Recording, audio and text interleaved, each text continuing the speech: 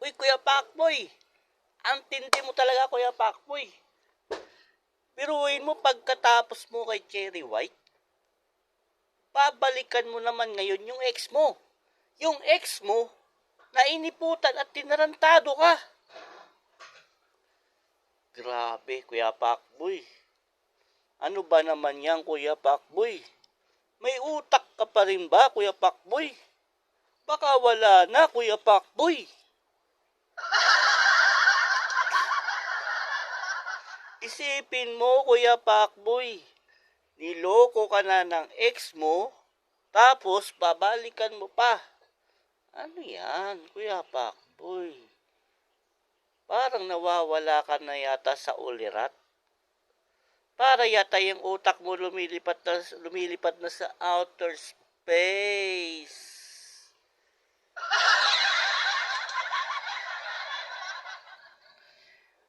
At para maunawaan mo, Kuya Pakboy, ang mga sinasabi ko sa iyo, ako lang naman kasi ay naaawa. Kasi parehas tayo ng sitwasyon, Kuya Pakboy. Parehas tayong bungal. Ano? Isipin mo, nung kayo pa ni Cherry White, kaya hindi makipag-kissing scene sa'yo. Kasi nga nag-iisip siya eh. Nag-iisip siya, baka naman pagka nakipag-mouth to mouth ako dito, nakipag-lips to lips ako dito, mabungal din ako, masira din ang ngipin ko. Kaya nang iniisip niya eh. Oo. Kaya in reality talaga, kahit wala pa ako napanood na video niyo ni Cherry White noon na may kissing scenes kayo, yawa. Bakit? Eh kasi nga bungal.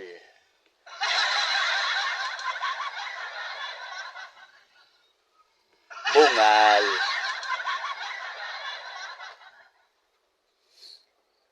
Tapos alakas ng tama mo Si tawag dito, Idol Moto. Idol ko din yan si Idol Moto. Napakagandang babae yan si Idol Moto. Oo. Pero tingin ko, di ka papatulan talaga nun in reality. Kasi nga, bungal.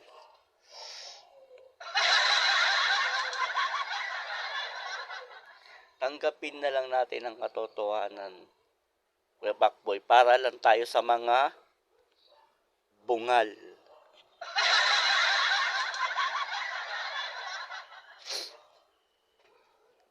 Masasabi ko lang, Kuya Pakboy, maging honest tayo sa sarili natin. Maging honest tayo sa sarili natin. Lagi nating isipin na yung mga bagay na hindi para sa atin ay hindi bagay para sa atin.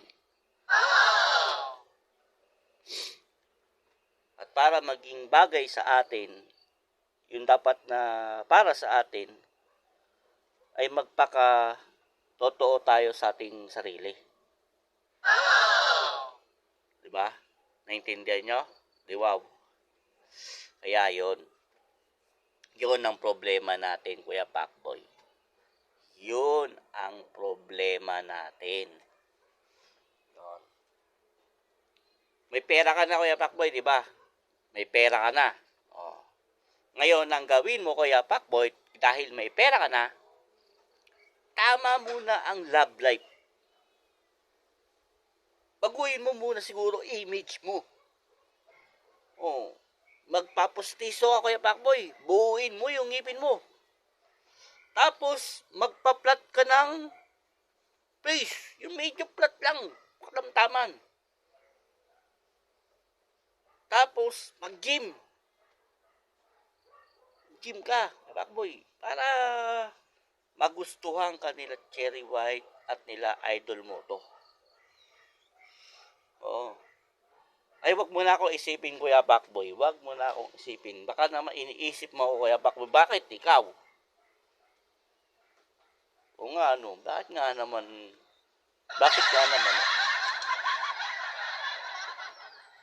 Bakit ko nga pala nasabi yun? Mag-gym. Samantalang ako, di ako nag-gym. magpagwapo. Eh, di naman ako nagpapagwapo. Eh, paano ako magpapagwapo, Kuya Pakboy? Ngipin lang ang diferensya sa akin, Kuya Pakboy. Kung nagkangipin ako, yawa. Nagkahabulan na.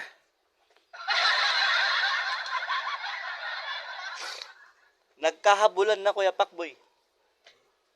Hindi sa pagmamayabang, Kuya Pakboy, lumalabas pa lang ako ng gate. Pinagtitinginan na ako.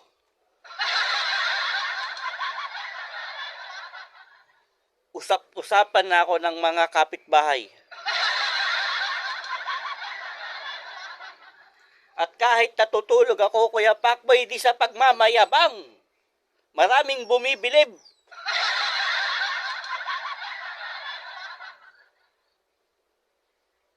Maraming bumibilib. Bakit, Kuya Pakboy? Bakit? Yan ang tanong, Kuya Pakboy. Yan ang sikreto, pero hindi ko muna sasabihin sa iyo, Kuya Pakboy, sa next sa pag-aarap natin baba.